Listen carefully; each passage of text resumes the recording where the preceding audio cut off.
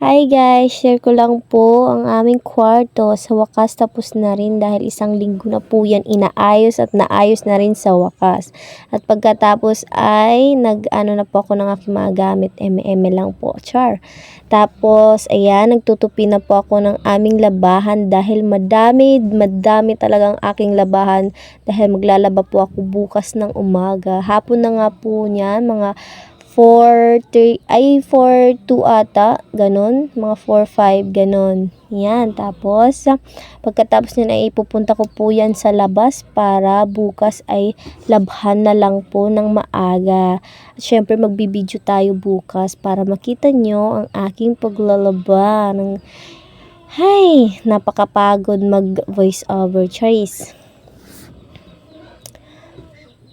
Yan na nga, matatapos na at pagkatapos ay ang aking asawa umuwi at inutusan po ko bumili ng butane. Ayan kay lalabas na ang babaeng pangit, Charis. At ayan, pupunta na po ako ng tindahan. Binilisan ko na po dyan para at ayan, malapit na tayo sa tindahan.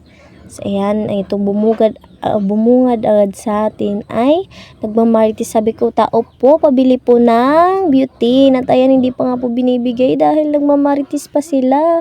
Ayan. At nagiantay po ko. Ay, sa wakas yan ay binigay na. Tapos nagmamarites pa nga sila. Lang. Hindi pa binibigay yung sukli ko. Antay ako ng antay dyan. Kaya ayan, isang oras muna bago ibigay. Yan, pauwi na ako dyan at yan. Pinag-anuhan pa nga yung aso at nagmamarites na rin ang aking asawa at ang kanyang nanay. Yan, pauwi at tinawag ko po yan siya dyan para umuwi at para magluto. Ayan. At pagkakita ko po ng sinay, akala ko may sabaw na, wala pa pala. Hay nako. Kailangan sabawan pa. At yan, sinabaw ko po yung mineral. Akala ko po walang tubig. Tapos sabi po ng asawa ko, hay nako, ba't yan ang inisinabaw mo daw? May tubig dyan. Yung lagayan ng tubig, yung sabaw sa gripo lang. Kaya ayun, nagalit.